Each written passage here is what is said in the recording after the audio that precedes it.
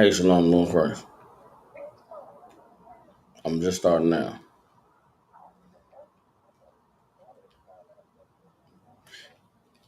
Yeah, I'm texting one over here now. Yeah, I'm live right now. All right. So,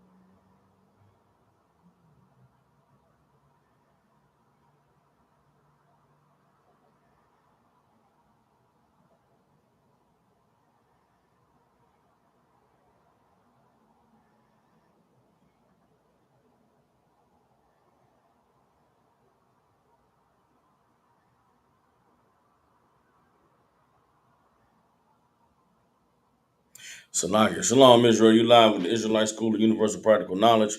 Priest and Captain Soccer War. Holding down the class live from Memphis, Tennessee. Salakia, y'all. I'm taking a look at my notes. Coming to y'all live from Memphis, Tennessee. Every Tuesday, Wednesday, and Thursday, we have classes from 6 to 8 p.m. Central Standard Time here in Memphis. You brothers and sisters that's tuning in, if you have family, loved ones, people you care about in the Memphis, Tennessee, and surrounding areas, get them in contact with the ISUPK. Since 1969, the Israelite School of Universal Practical Knowledge has been teaching so-called blacks, Hispanics, and Native Indians the truth according to the Bible. What is the truth? The truth is that so-called blacks, Hispanics, and Native Indians descend from the greatest people that have ever walked the face of the earth. The Bible identifies us as the lost 12 tribes of the nation of Israel. And in the year 2023, there's nothing more important than for God's chosen people to learn the truth of who we are, where we come from, and what our purpose is on the earth. So what we like to do with these classes is give brothers and sisters an opportunity to learn the knowledge, wisdom, and understanding that is contained in this book called the Bible, so that we can come back to being the people that the Most High called us to be and reclaim our rightful place on the earth as kings, priests, princesses, and daughters of Zion. With that being said, I'd like to start the class off with questions. If anybody has any questions in the class, raise your hand. If anybody has questions online, all you got to do is type them in. The title of tonight's class is The Bible is a Book of Medicine. All right. The Bible is a book of medicine. And what I wanted to do with tonight's class was go through some scriptures that highlights that the Bible is a book designed for healing and diagnosing and curing diseases or sicknesses that ail you spiritually. You understand? One more time, the Bible is a book that deals with diagnosing, healing, and treating illnesses of the spirit. We're gonna go through some scriptures tonight that shows you how the Most High established the priesthood of Israel and the priesthood of his people to be the doctors and the physicians and the nurses for the things that plague us spiritually. Part of what I want to do with tonight's class is give a definition to spiritual, right? Because it's one of those words that gets used a lot in the society we live in, but a lot of people don't really have a pinpoint understanding of what spiritual is, what it means to be spiritual or spirituality. And I think that the Lord has given me a little bit of insight to be able to describe or explain clearly what it means to be spiritual. And we can understand what it means to be spiritual, and we can understand how the Bible is a book designed to help prescribe, heal, and treat illnesses and diseases that uh, attack our spirit. All right. First thing I want to do is get some scriptures on the necessity for physicians and doctors and people who the Lord has given the gift of treating and curing and healing and diagnosing diseases too. We're living in a time, particularly with our people, blacks, Hispanics, and Native Indians, where we, because of our history in this land and because of the history with our oppressor, we've grown weary of trusting in the people who have dedicated their lives to being specialists in the realm of healing and dealing with diseases and sicknesses and ailments that are in our bodies. And because of our distrust for the medical industry, because of our distrust of the people who have dedicated their lives to be in those positions, oftentimes when we are sick, we do not go to the place where we should go to get healed. Oftentimes when you may have a pain in your leg or a pain in your back, or you be waking up with headaches, or you sleep and have horrible nightmares at night and you can't sleep. A lot of times as black people, we'll try to self-diagnose and self-treat ourselves. That's why drug abuse runs rampant in our community. That's why alcoholism is such a big um, such a huge evil in our community, because a lot of the times when we're dealing with ailments and dealing with sicknesses, we'll try to self-diagnose and treat ourselves as opposed to going to the specialists, as opposed to going to the physicians, as opposed to going to the people who are in the positions that they should be in to help us. So because we don't go to the doctor, because we don't want to take the medicine, because we don't believe the diagnosis, we'll just smoke a little weed. We'll just pop some pain pills. The dosage is 500 milligrams. We'll take 1,000. We'll just have us a little drink to take the edge off, or have a little drink to not have to deal with the pain, when that is not the way to heal yourself or to be healed when you are dealing with a sickness. All right. And I'm saying this as it pertains to us in the medical industry, but it carries over into our spiritual. It carries over to how we deal with our spirit as well.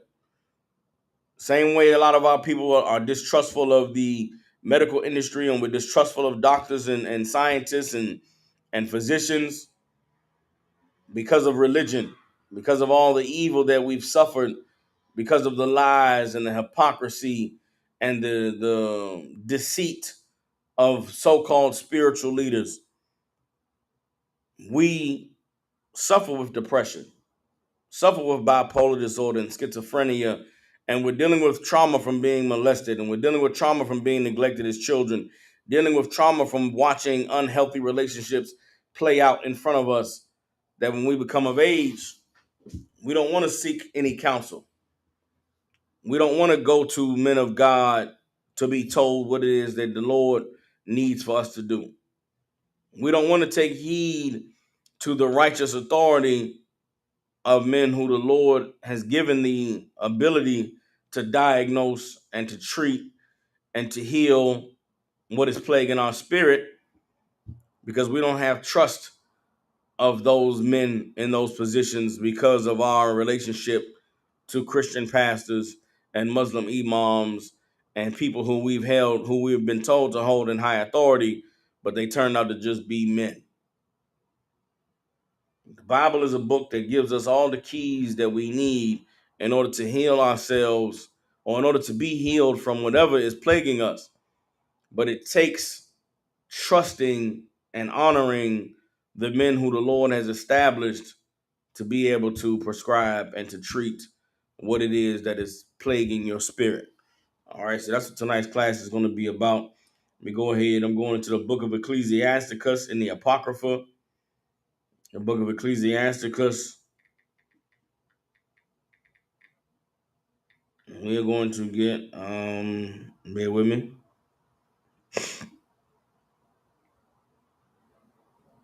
Let's get Ecclesiasticus 38 and 1. Ecclesiasticus 38 and 1.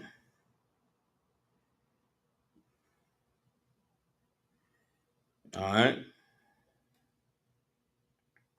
Now, as we're reading these scriptures, this scripture is speaking about doctors and physicians. But I want you to also think about your spiritual physicians, the spiritual. Okay, I'm trying to find the words to explain this. Everything we're about to read is talking about a physical physician. Your knee is hurting, you go to the doctor, he looks at your knee, put you on the microscope, put you on an x-ray machine, do some tests, tell you, man, you got a grade 3 sprain on your knee. And this is what you got to do to heal the knee. You're going to have to wrap it up, put on some ice, and you're going to have to come to physical therapy, do these exercises and work out the leg to strengthen it. That's what we're about to read is speaking of. But that same process that a medical doctor or medical physician goes through to help you heal after you've injured a knee, it is the same exact process a priest goes through trying to get you to heal from something that is plaguing you in your spirit. All right, it's the same process of you healing from some trauma you experienced as a child, healing from the heartbreak of a failed relationship, healing from past failures where now you're coming to grips with what you've done in the past and you're trying to make amends for it, but you don't know how to forgive yourself. There is a process that leads to healing, regardless of what you've been through in your life. But in order for you to be able to heal, you have to first be diagnosed by a priest, by a physician of God, to tell you what exactly is wrong with you. Then you have to have the faith to trust them that the process they give you is going to lead to healing and you overcoming and now being able to start over and be better than you were before you suffered from this ailment. Everybody understands? The Bible is a book of medicine. The same way a person goes to school for 7 years, goes to college in order to be able to get their PhD or their master's degree in their doctorate. Serving the Lord is the same way. Becoming a man of God is the same way. Being taught and being trained in the arts of identifying demons, of calling them out, of casting them out, of teaching someone how to keep themselves free of the demons that have been cast out of them. The Bible spells all of that out for us. And we are living in a time now where that type of healing is what is missing in our community. With all the information that's available to us, with all of the things you can look up on the internet and on the YouTube and on Facebook, where can you go to heal? Where can you go to grow closer to the Most High? Where can you go to become that perfect version of yourself that you know exists? I don't know any other place except for the Israelite School of Universal Practical Knowledge. And it is through the teaching that we've received from the Most High in Christ and through Commander General Yohanan that we are able to facilitate that growth for all brothers and sisters if they're ready, willing, and able to put in the work. Everybody understands. So let's go ahead and go Ecclesiastes chapter 38, verse 1. Honor the physician with the honor due unto him, for the uses which you may have of him. For the Most High has created him. For of the Most High comes healing. And he, talking about the physician, shall receive honor of the king. The skill of the physician shall lift up his head, and in the sight of great men he shall be in admiration.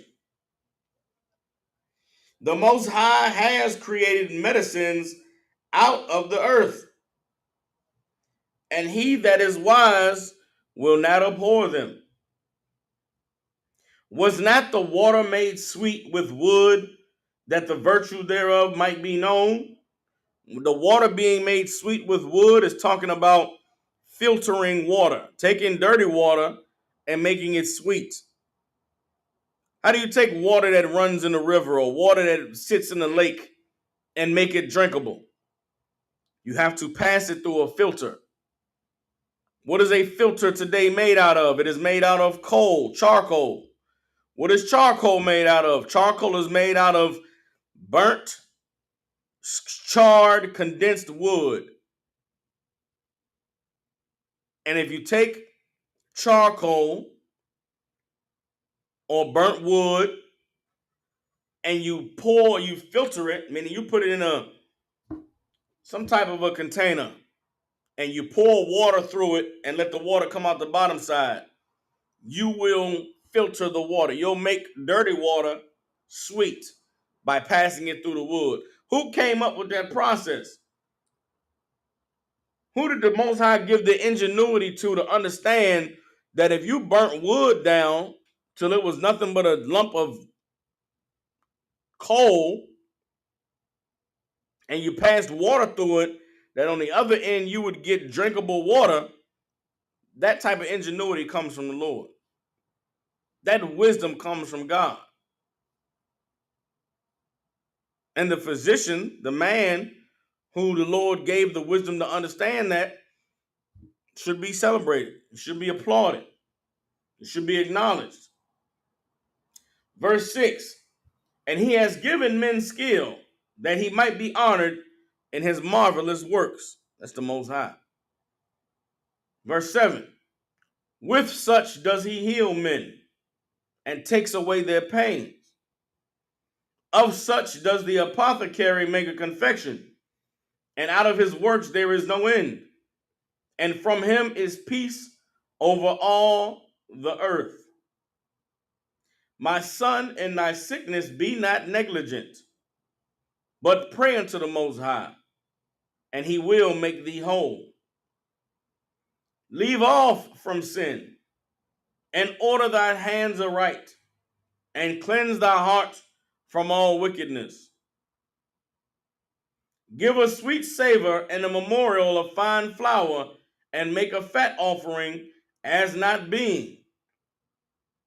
Then give place to the physician, for the Most High has created him. Let him not go from thee, for thou hast need of him. There is a time when in their hands there is good success.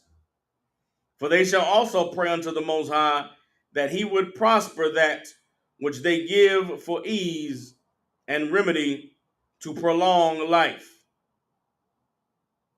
He that sinneth before his maker, let him fall into the hand of the physician.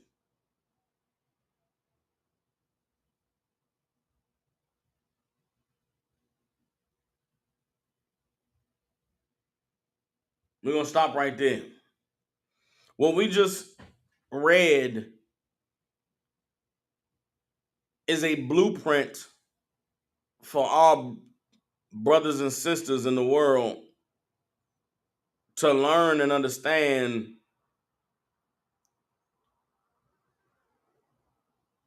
that there are people who the Lord has created that you must depend on at certain points in your life.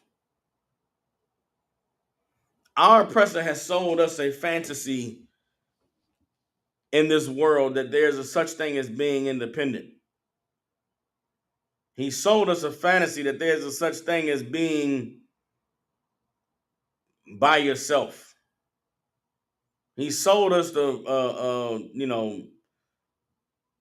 such a dirty lie that it's possible for you to not have to depend on nobody. When the reality is, that's just not how the world was established. That's not how God made it. It's important that we understand, as so-called blacks, Hispanics, and Native Indians, that none of us were made to be independent of one another. Meaning what? Yes, we all were made as men and women on this earth, right? But the Most High, in all of his wisdom and all of his knowledge, created us so that none of us could survive on our own. We were not meant as men and women to be on this earth by ourselves. It takes a community, it takes a village, it takes brothers and sisters with different backgrounds and different strengths and different weaknesses in order for us to be able to live life to the fullest. And our oppressor wants us to get away from that reality. He wants us to get away from the gathering together, to get away from the leaning on one another and the depending on one another. He wants us to get away from feeling vulnerable, to go to someone who is of an authority to help you get through your difficult times. He wants you to be all alone and by yourself in the world, because in that situation and in that circumstance, he's able to take advantage of you.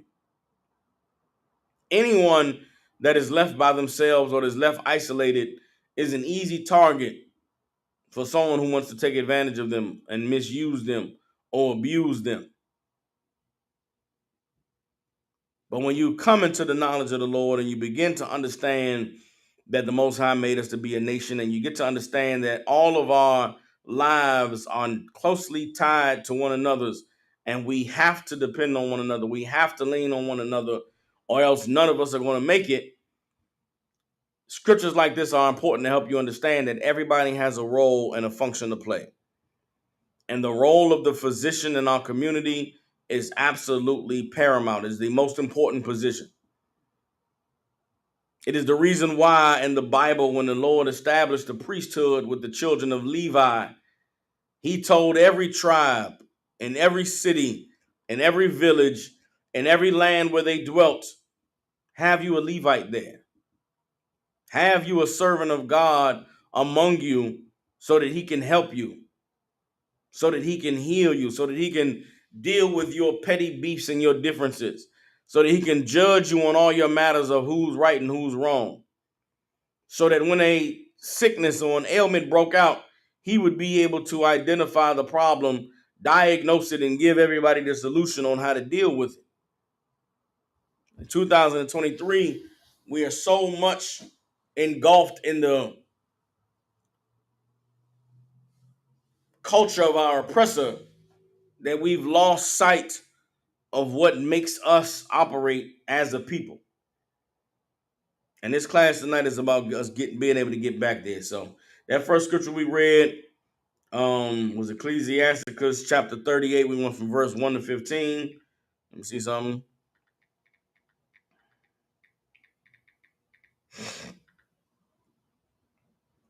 It talked about the physician and the honor that he is due and the role and the function that he plays. And again, one of the major one of the things that hold us back as a people when it comes to us advancing and coming together and healing from the things that have plagued us as a people is the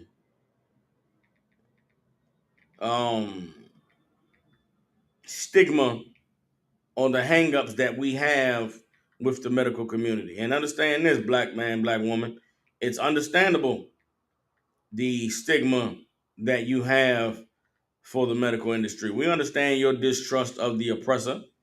We understand you're acknowledging that our oppressor is the devil that the Bible speaks of. At the same time, our oppressor is not the one that has created the medical industry. Our oppressor is not the one that pioneered healing on the earth. He is not the one that created the herbs and created the seeds and created the things that are in the earth that allow us to be able to be healed. A lot of times people talk about medicine, they talk about not trusting these big pharmaceutical companies, and you're absolutely correct and you're right about not trusting these pharmaceutical companies. But there is a difference between drugs being used for medicine and drugs being abused as a means of destroying your life. And that's what we have to take control back of in our community as so-called blacks, Hispanics, and Native Indians. There's nothing wrong with Advil, Tylenol, Vicodin. What's that? What's the one where they morphine or what name of medicine? It's not inherently evil. There's nothing wrong with medicine. There is something wrong, however, with people who abuse medicine so that they can get high. And where's the line drawn between using medicine for healing and using medicine to get high? The line is drawn in your culture. It's drawn in your spirit. It's drawn in your conscious understanding of what you're using this medicine for. What do I mean by that? Let's get into some scriptures on it, all right? Um let's get into some scriptures. Hold on.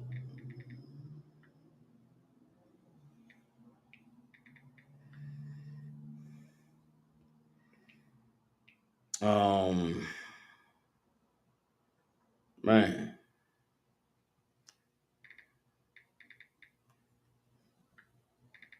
All right, let's get oh um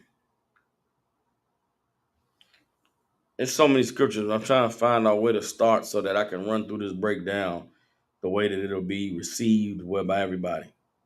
All right. Um.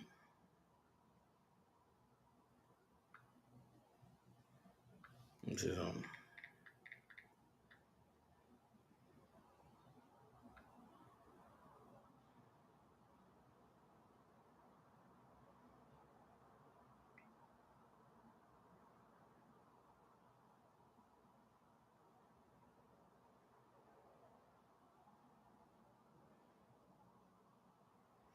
Okay. All right.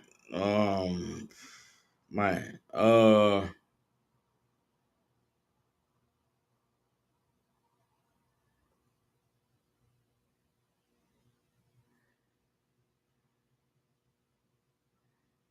Hold up.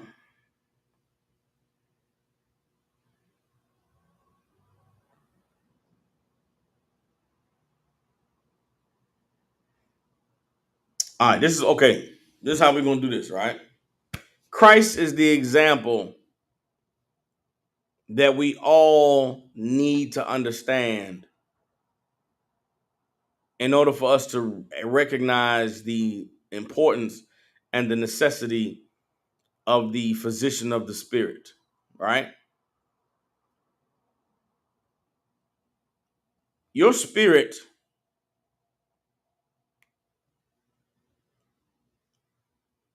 all right, your mind, right? So then we're going to deal with the topic of being spiritual, all right? This is going to be the breakdown on what it means to be spiritual, all right?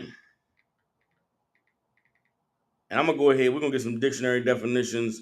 We're going to get a couple dictionary definitions, and I'm going to lay it all out. Then we're going to be able to go into these scriptures about our King Yahushua and show you how he healed the spirit, how he diagnosed and treated spiritual ailments, and how those ailments of the spirit or those sicknesses of the spirit translate into bodily sicknesses. We, as we exist on the earth today, we are three-dimensional beings, for the lack of a better term, right? People, us, blacks, Hispanics, Native Indians, all these nations. We're three-dimensional beings, meaning what? We're in this world physically because of the body that we're in, right? So we see and touch and feel those senses that we have that are in our bodies. That's the one dimension of existence that we're on, right? The second dimension of existence for us is where we are in our minds. In your mind, you can be in a whole nother place than you are physically, right? You can close your eyes and you can picture yourself on a jet ski in the Maldives, in Greece, on some beach, and some back of some boat, and you ride, and it's wonderful and it's amazing. You open your eyes and you're in a warehouse in Memphis, Tennessee, and it's boxes coming down the line, and you gotta throw them goddamn boxes, right? In your mind, when you drink, when you smoke, you take medicine, you're depressed, you're anxious, you're you're dreaming about the future, seeing things that could be your hopes and your dreams and your aspirations. That is another plane of existence from where we are physically present in our bodies, right? So you physically in your body, you're also in your mind. There's a whole nother realm of existence that is in your mind, right? And then the third plane of existence, or the third dimension, is where the physical body and the mind manifests, makes things real in the physical world. What do I mean by that? I'm spiritual in a physical body, right? In my mind, there are things going on in my mind that I couldn't really explain to somebody or talk to someone who doesn't really understand it. But we all go through things in our mind. We fight in our mind. We dream in our mind. We have hopes and our faith and our strength and our sadness and depression and feeling down. All of that takes place in your mind. But then it manifests itself in the physical world, because what's happening in my mind controls how my body interacts with the world. So this is what I mean by that third plane. And y'all let me know, give me a one if y'all following me, right? We're three-dimensional. We're in these physical bodies. The world is physical. I can go punch the wall. I can grab this microphone. I speak and I hear sounds. My words are coming out, right? The second dimension is I'm in my mind. I have thoughts. I have feelings. I have contemplating different things. I'm feeling down and I'm sad and I'm thinking about something horrible that's happened. And man, this is a horrible world we live in, and this is such a cruel place. Or they celebrate 9/11 and I'm smiling at the TV knowing that this is a day that our oppressor felt a little bit of what it feels like to be, at the mercy of another people. All those things take place in your mind.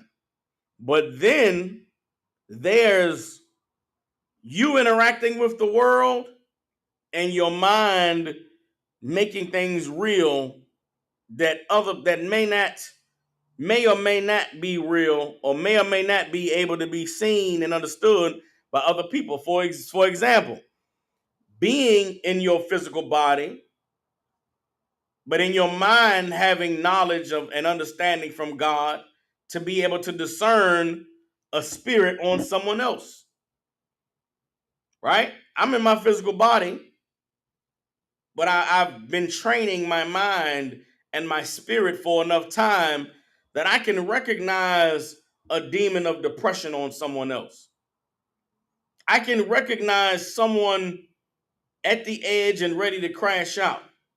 I can recognize someone who's full of pride, who's deceitful, who's lying, who's trying to take advantage of me. Like, that's the third level, is when your mind and your body are in tuned to be able to see spirits that you shouldn't really be able to see. That's the third dimension, right? That's people on the earth. That's us. Christ perfected all three phases of life. He perfected his physical body in that he was able to resist the temptations of his physical body. And we'll read scriptures on that. He conquered his mind because in dealing with his physical body, conquering that, in his mind, he was able to fight and ward off spirits. He was able to ward off sadness and depression and weakness and loathing and all the other things that a lot of us struggle with. Also, not only was he able to diagnose the spiritual ailment that someone else had, he was also able to treat it and to heal it and to give them the counsel they needed so that they could overcome their battle. And that is the role that some of us have to play in this world. Some of us are only living in one dimension. We just living in our physical body. Get hungry, we eat. We thirsty, we drink. Man, she look good. I'm gonna have sex with her. That's some people living in one dimension. Some people are living in two dimensions. They eat and they drink and they have sex with what they have sex with, but they also feel, also get sad and they get depressed, or they wish they had a better relationship with their mother, and they know that they have some anger issues and some anger problems, but they don't really know what to do about it. They just live in life. They know that they're physical and there's things in their mind going on, but they don't really understand them. Those are the people that battle with, depression and anxiety and bipolar disorder and these different mental ailments, right? And then the person who is on the third level is someone who um, serves the Lord. It's the only way I can explain it. You serve the Lord and you become in tune with all three. You become in tune with your physical body, your mental or your spiritual, the spiritual aspect of your life, and then understanding the way that you and your spirit operate with other people and their spirits. Now, you can be someone who operates on all three phases, but it doesn't mean you're a healer. It doesn't mean you're someone who's designed to help. In the same way that the Bible is a book of medicine that can be used for healing and diagnosing and treating ailments, someone who is untrained or unlearned and tries to wield the power of this Bible can cause damage, can cause harm, can destroy someone's sense of empowerment in the spirit. And that's what happens in Christianity. For thousands of years, man, for many generations, religion has caused our people to have caused our people to suffer the destruction of their connection to their spiritual self. Church has gone a long way to cause people to feel like they'll never be able to conquer their physical body.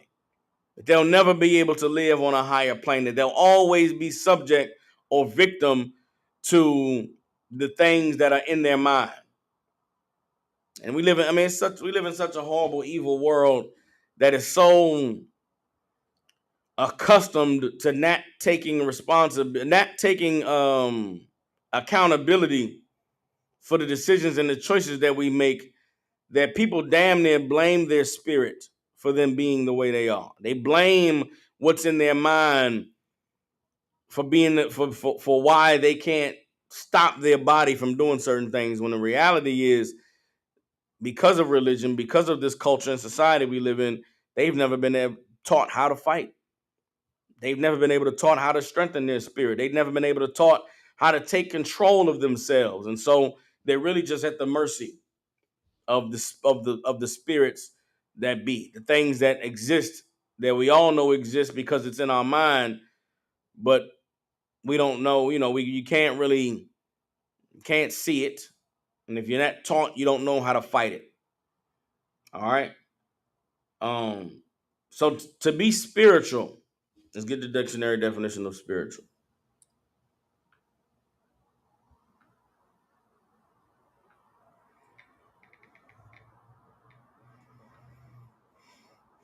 All right, spiritual means of, relating to, consisting of, or affecting the spirit. Everybody understands? Of, relating to, consisting of, or affecting the spirit. That's the definition of spiritual. Let's go ahead and get the definition for spirit. All right. Spirit says an animating or vital principle held to give life in physical organisms. All right.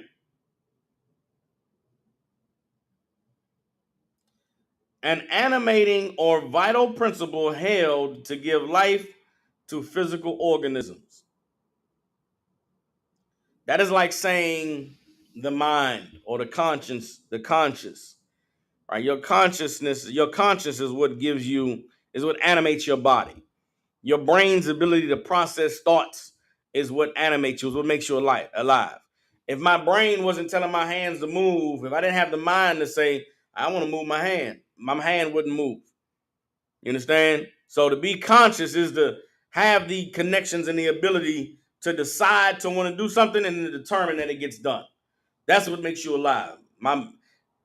We have so grown so accustomed to being in these physical bodies that we don't even think to ourselves, arm lift up and go right. But that is what the process that's taking place inside of my body. My brain is saying to my arm, go right, without me even thinking about it, because I've grown so used to it being done that now I'm able to just do it. I can make my body do things that I don't have to tell myself to do. But that is what makes you alive.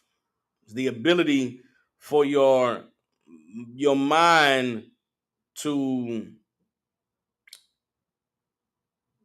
process, you know,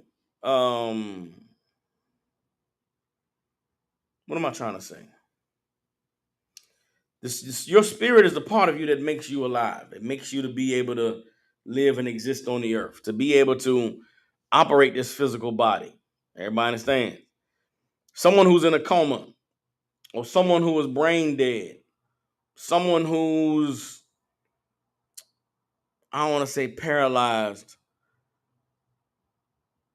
but there's that live part of them is cut off. Someone is brain dead, or when they're in a coma, that connection gets severed between their spirit and their body. It's just the body at that point. But when the spirit and the body are together, the spirit is what makes the body alive. Everybody understands? Let's go ahead and get that scripture right quick. There's a scripture on this. All right. This is just the first definition of spirit, but we're going to get some more on this. All right. Let me see something. Let me go ahead and copy that down. This is the dictionary definition of spirit. This is the first definition, and we're going to show you what the Bible says about that first definition. All right.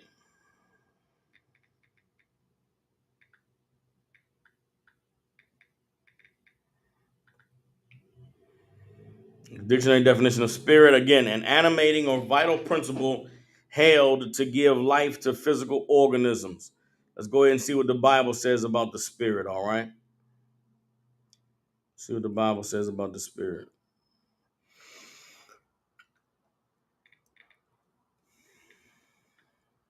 Um,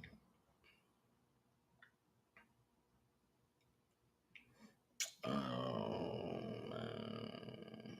what's the word the Bible use?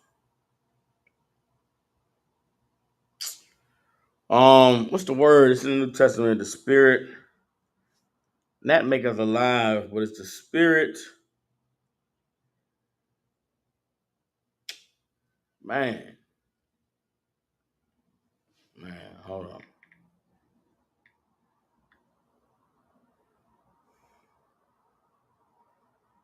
Hold on.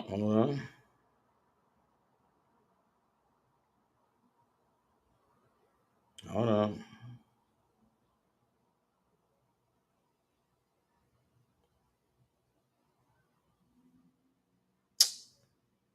Come on, y'all, help me out. Um, that's a good question, Shawaba. I'm gonna answer that in a second. There's a word that's used in the New Testament that means to make alive. It is the spirit that, what is the word I'm looking for? Man, hold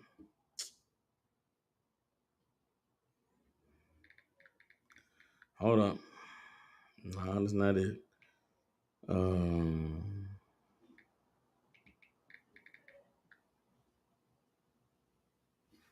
Come on, man.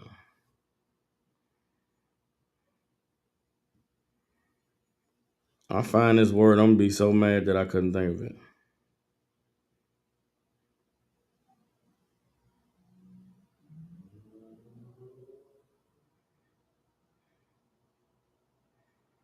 Hold on.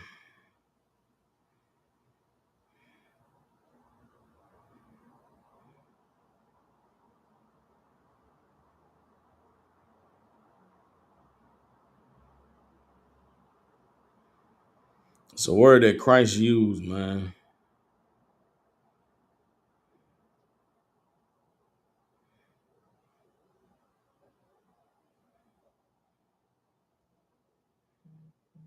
Quicken. That's the word.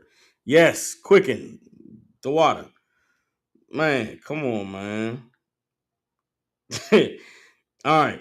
John chapter 6, verse 63. Man, the water. So like that man, my brain was wrecking just now with quicken. All right, John 6 and 63. All right. It is the spirit that quickeneth. The flesh profiteth nothing. The words that I speak unto you, they are spirit and they are life. Everybody understands? It is the spirit that makes you alive. The flesh profits nothing. Your body is good for nothing if the spirit does not make you alive. Everybody understands? Now, what does the spirit need in order to function at its best? The spirit needs the words of the Lord. Christ said, the words that I speak, they are spirit. These words that I speak, they'll make you come to life. These words that I speak, they will profit you. They are life. Everybody understand? So if the spirit is the part of you that makes you alive, then what is the word of the Most High? The words that Christ spoke. It's the nourishment for your spirit. It's the fuel that keeps your spirit alive. Going to the question that the sister Shawabah asked. The sister asked, I'm gonna show the question. Can you say that is what happens with drug addicts, that their spirit is being cut off? I talked about how when your spirit is present in the body and the mind, your mind and your body work together. Well, when you are high, when you are under the influence, when you are indulging in things that are lust and sins and against the flesh, then yes, you are interfering with that connection. Smoking marijuana, smoking cigarettes, consuming too much alcohol, snorting cocaine, taking pain pills when there is no pain. Any other things that should be used for medicine that are being abused, you are absolutely interfering with the connection between your spirit and your body. You understand? So yes, drug addiction or drug addiction, someone can't control themselves because of their addiction, because of their need for a drug. That is absolutely a sickness and an ailment of the spirit. It is an interference in the connection between the mind and the body to where you cannot fight yourself to not need this drug. Because what the drug has done is created a sickness inside of you where your body can't function without the drug. Your mind can't rest and your body can't function until that high is induced, and then you can relax. Then you can breathe. Because what have you done when you begin to take drugs and you become addicted? You have now created a dependency. You've created a what's the word I'm looking for? You've created a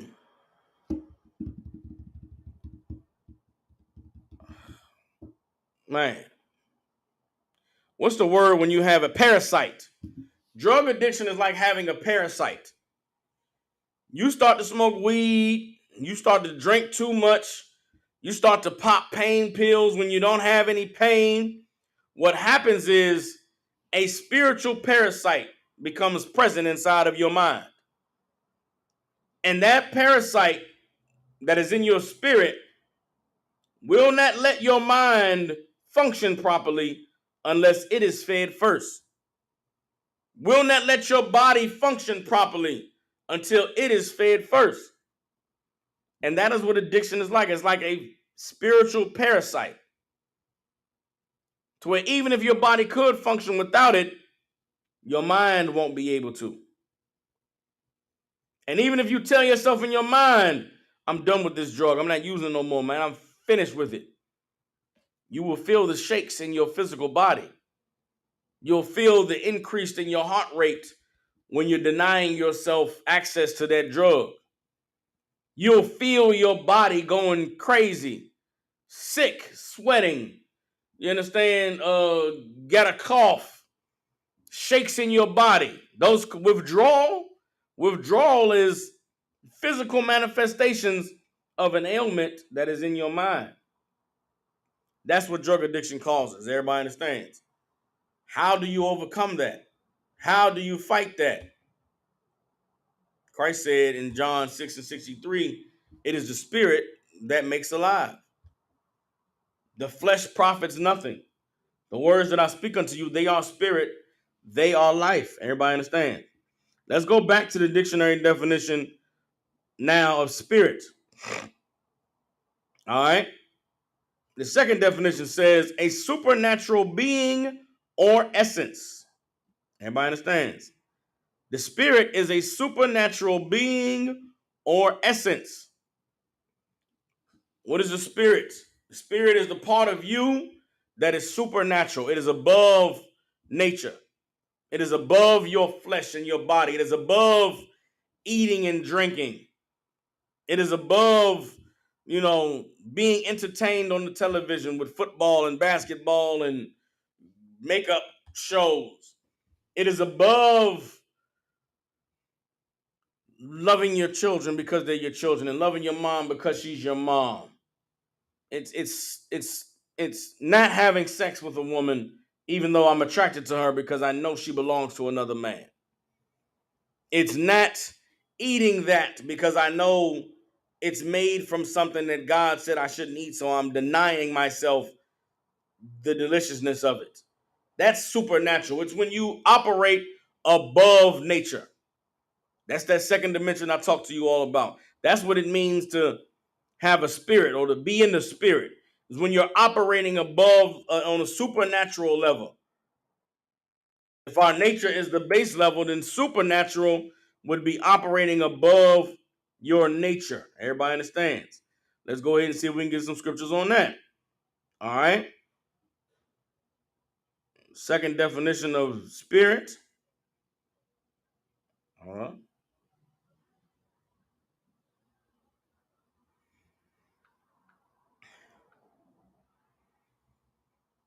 Second definition of spirit. Damn it.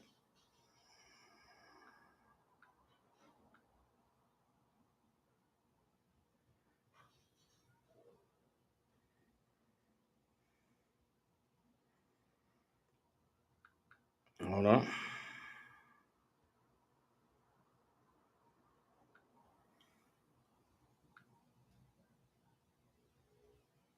All right. The scripture on that. Uh,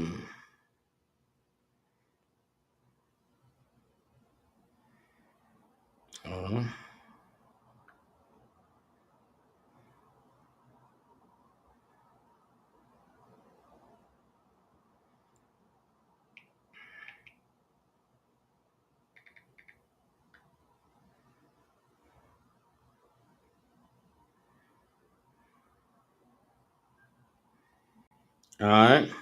Hold on.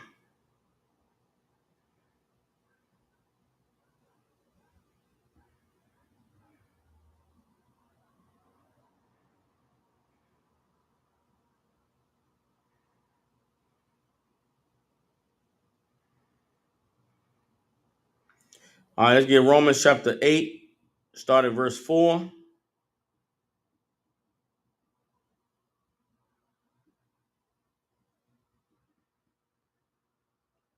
And we're going to read down to verse 10.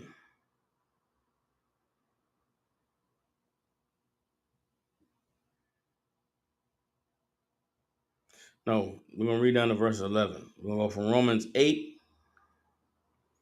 verse 4 to 11. And this scripture speaks about the Spirit being a supernatural being or essence. Everybody understands?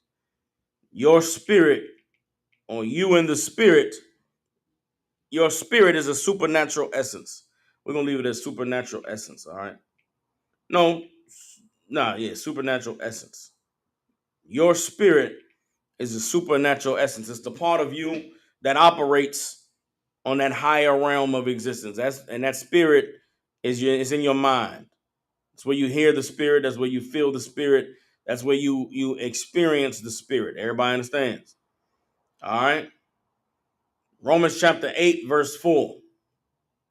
That the righteousness of the law might be fulfilled in us who walk not after the flesh, but after the Spirit.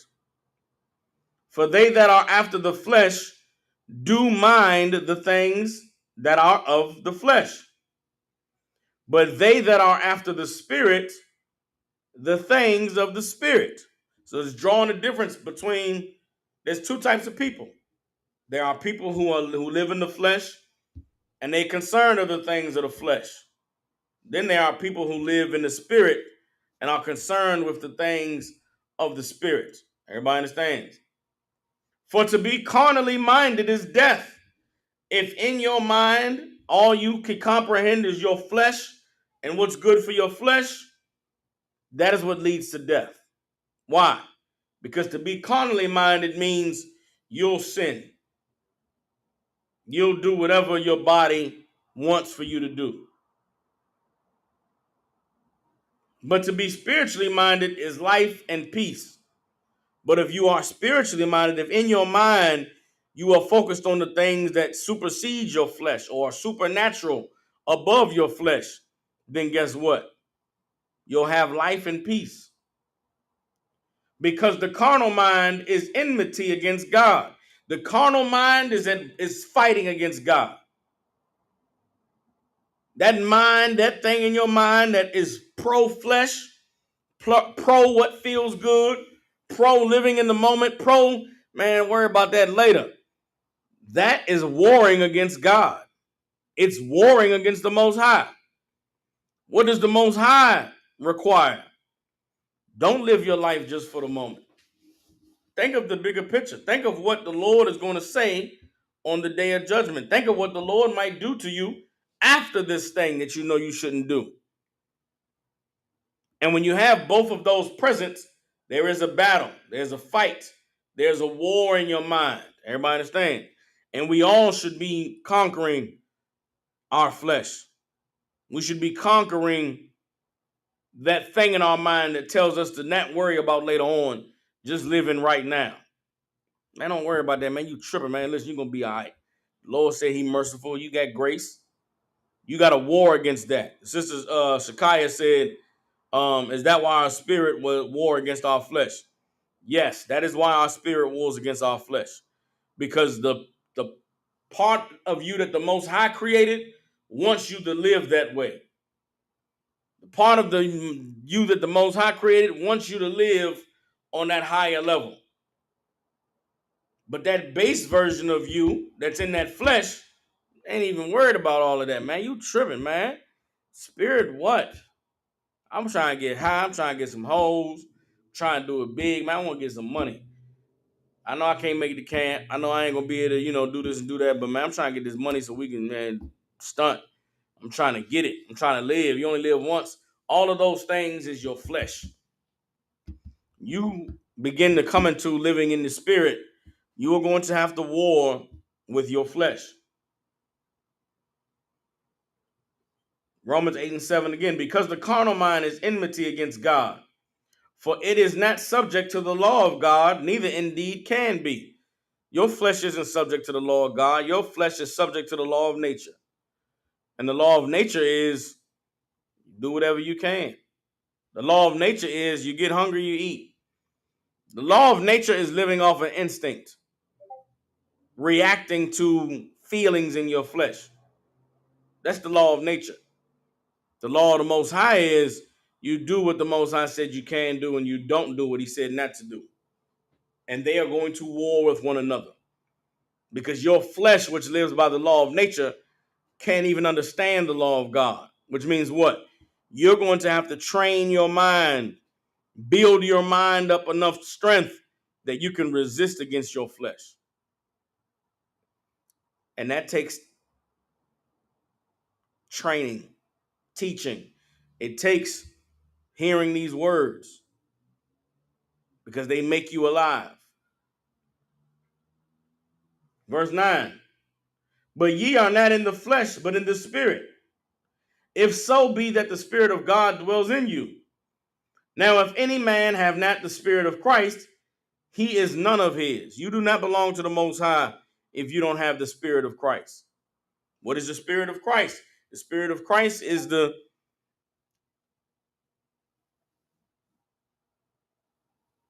supernatural spirit that the Lord has given you to obey him. Why is it called the spirit of Christ? Because Christ is the man that actually did it. He showed us how to do it. So that spirit that's inside of you, when you dedicate yourself to doing what God said to do, it's the spirit of Christ. It's still your spirit, but it's the spirit that is following the path that Christ laid down. If you truly understand this Bible, if you truly learn the medicine that is hidden in this book, then you'll become a medicine man like Christ was. You'll become someone who lives their life supernaturally. And you'll be perfect and you'll obey the Lord. And through that, you'll get the power and the ability to teach others how to do it. You'll get the power and the ability to heal others of their sicknesses in the spirit. You'll have the words to speak to them to help them to be able to fight against the sickness that's in their spirit. You'll be able to talk to someone who's a drug addict and be able to speak to them about how to fight and get rid of that parasite. You'll be able to talk them out of their addiction. You'll be able to talk to someone who smokes a half an ounce of weed a day and to get them to understand that you can smoke a quarter of an ounce. Then when they get down to smoking a quarter of an ounce, you keep talking to them, keep giving them the words of life. Next thing you know, they down to smoking, I don't know, an eighth of weed a day. Then before you know it, them words that you're speaking, man, in their mind, as their mind gets stronger, the taste of weed will be nasty in their mouth. The feeling of being high will make them physically sick. To where somebody who used to smoke weed every day, all day, in a few months is now somebody who will never pick up a blunt because, man, hell no, I would never do that to myself again. That is the power of the medicine that is in this book. But the physicians and the doctors and the prescribers of this medicine are few and far in between. Not everybody is able to wield the knowledge and the wisdom that the Lord has placed here in order to facilitate healing a spiritual ailment that a brother or sister may have. I'm going to finish reading these verses. We're going to close up with this scripture tonight, but tomorrow we're going to continue this class because I want to get through this whole thing and give you brothers and sisters another perspective on how to view this word and view this work that the Lord has called us to perform, all right? Read on. Romans 8 and 10. And if Christ be in you, the body is dead because of sin, But the spirit is life because of righteousness. What does that mean? If you have the spirit of Christ, that spirit that's already in you, you decide that you're going to follow Christ and be like Christ. If you're true, your body becomes dead to sin. What does that mean? Your body doesn't have power anymore to cause you to sin. Does that mean your body not going to want to sin anymore? No, you're going to smell some pork, be like, damn, that smell good. You're going to see a nasty hoe and be like, damn, she looking good. You're going to hear about some nasty party where the women going to be half naked and you're definitely going to have sex with some hoe at the party. And you'll say, I'm not going to that place. You'll hear about the strip club and everybody talk about, man, you go in there, man, it's going down. I'll never go in no strip club. It's beneath me. That's someone who's living in the spirit. Your flesh becomes dead. You'll smell weed smoking. You'll say, man, that smell nasty as hell. The hell is that smell? You'll smell it because weed is a distinct smell. The bad weed smells bad. Ooh, smoking that bush. Then you smell some good smelling weed. Damn, somebody got that loud. But you won't have a desire to want it. Experiencing that for the first time was amazing to me. Smelling weed, good weed. Damn, man, somebody blowing down out here. But you don't want it. You don't even care. You're not looking for it. You don't want to ask, can I get a hit? You don't want to ask, where can I get it from? You smell it. Damn, that weed strong as hell. Somebody smoking good out here. But there's no feeling of, that's a good high. That's amazing. That's power of God. You understand? I'm trying to describe something that can't really be understood if you're not someone who's living above your flesh. And if you are someone who's living in your flesh and you want to live above it, you're tired of being addicted to weed. You're tired of needing weed to calm you down or to feel okay or to stop thinking so much. There's a way you can stop living that like that. There is a higher level of living that you can attain. But you have to come to the physicians of God. And you have to let them diagnose you. You have to be honest with them and talk to them about what it is that is plaguing you and what it is that is making you sick and what it is that is hurting you so that they can give you the blueprint on how to heal. Romans 8:11. But if the spirit of him that raised up Yahushua from the dead dwells in you, he that raised up Christ from the dead shall also quicken your mortal body by his spirit that dwells in you. If you truly allow for yourself to have the spirit of Christ, then the same power, the same God, the Most High, that rose Christ from the dead, gave his dead body life because his spirit had attained perfection in God's sight, then the same power that rose Christ from the dead can make your body come alive because of the spirit that dwells in you. This body that I have is the same body I've had my whole life. It's the same body that I used to use to do evil with, the same body that desired horrible things, the same body that used to enjoy horrible things. Now it is a body that would physically, literally fall apart if I tried to go back to that life. If I tried to go smoke weed right now, I would destroy my lungs. I would destroy my mind. If I was to start popping pills, I could not, my mind wouldn't function properly. I'll say this. A few years ago, I took a gummy, a weed gummy, right? One of them weed, little gummy weed gummies, right?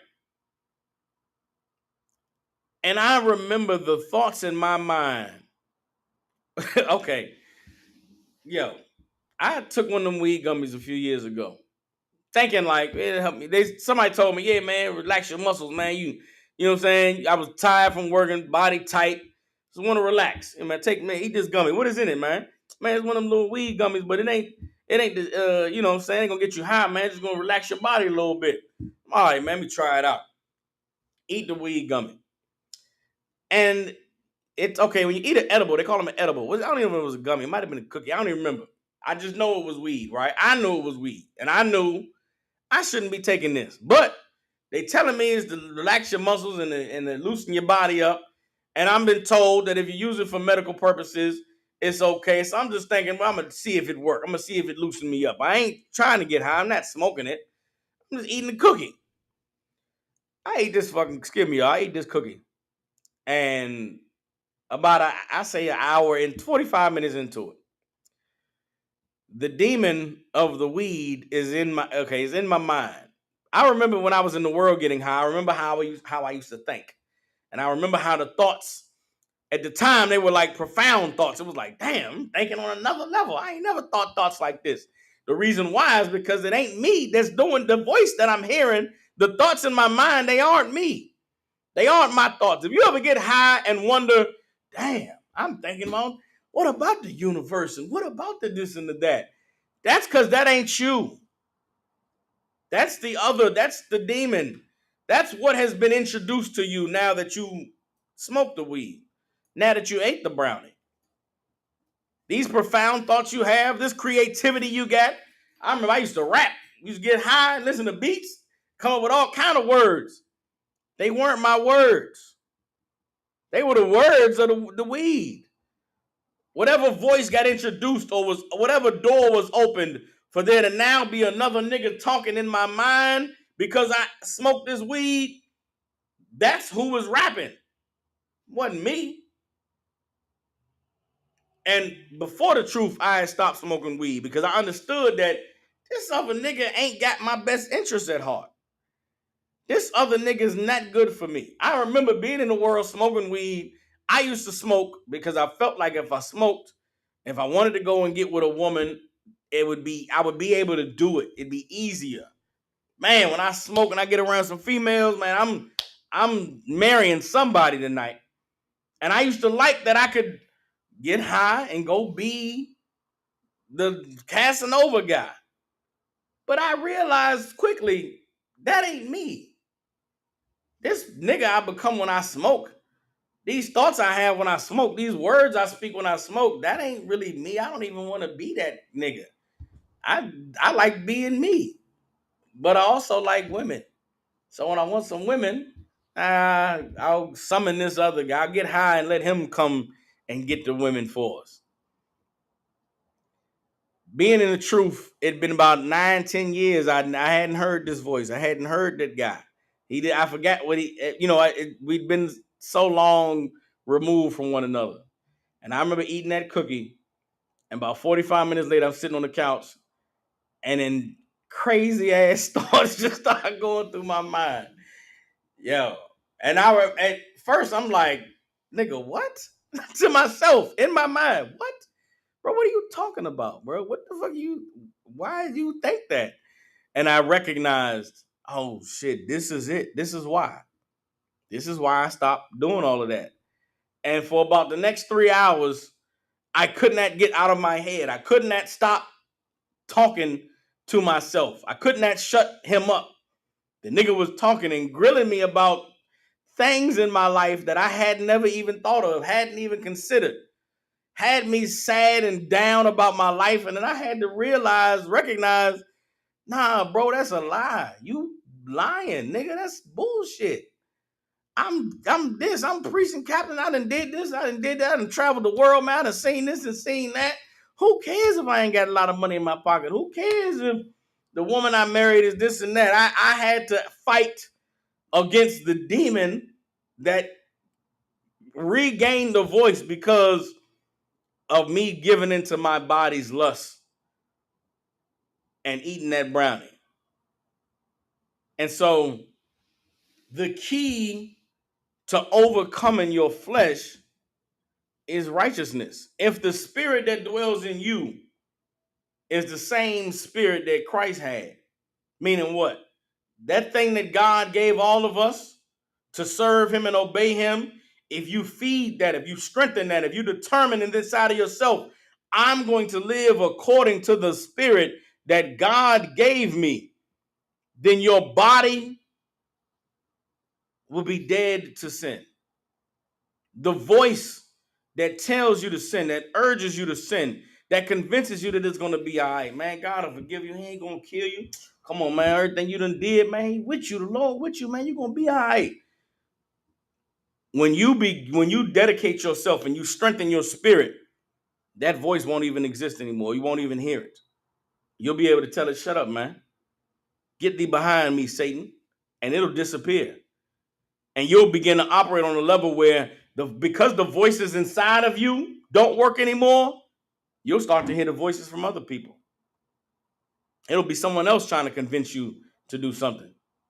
It'll be someone else coming to you and enticing you in a way that man, this is Satan. Because under any other circumstance, this would never even happen to me. Nah, I can't do that. I'm not going down that road. The Bible is a book of medicine. It is a medical manual for the spirit to give us the knowledge, wisdom, and understanding necessary to diagnose, to treat, to heal ailments of the spirit. That was part one of this class. We're going to continue with tomorrow, part two. I'm Priest and Captain Soccer Ward, Israelite School of Universal Practical Knowledge, out of 1 West 125th Street in Harlem, New York. Since 1969, the ISUPK has been teaching so-called Blacks, Hispanics, and Native Indians the truth according to the Bible.